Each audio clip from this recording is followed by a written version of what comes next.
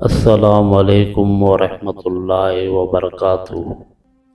خلیفہ ہارون رشید عباسی نے جب ملک کے مصر کا انتظام سنبھالا تو خیال آیا کہ یہی وہ ملک ہے جس کے تخت پر بیٹھ کر فرعون نے خدا ہونے کا دعویٰ کیا تھا۔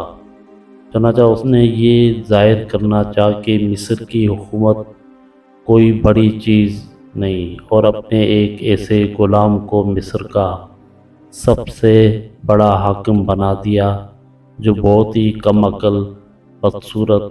اس غلام کا نام نصیب تھا۔ وہ کیسا کم عقل اور جاہل تھا کہ اس کا اندازہ اس بات سے ہو سکتا ہے کہ ایک بار جب مصر کے کسانوں نے اس کے دربار میں حاضر ہو کر فریاد کی کہ دریائے نیل میں سیلاب آ جانے کی وجہ سے ان کے کپاس کے سارے کھیت برباد ہو گئے ہیں، یہ سن کر اس نے کہا کہ تم لوگوں کو چاہیے تھا کہ روئی کے پودوں کی جگہ اپنے کھیتوں میں اون بوتے۔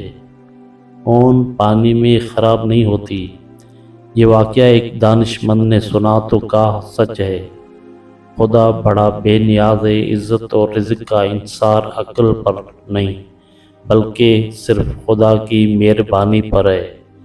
اگر رزق عقل کی وجہ سے ملتا تو پھر نادانوں کے حصے میں گندم کا ایک دانہ بھی نہ آتا، مگر یہ راز مطلق ہی ہے جو انہیں یوں ہی روزی پہنچاتا ہے۔ شیخ سعدی نے اس حکایت میں دو اہم باتیں بیان کی ہیں۔ ایک تو یہ کہ صاحب فہم لوگوں کے لیے دنیائی مال، دولت اور تاج و تخت بہت ہی معمولی چیز ہے۔ ہارون رشید نے اتنا بڑا اور ایسا زرخیز ملک ایک حبشی غلام کے حوالے کر دیا۔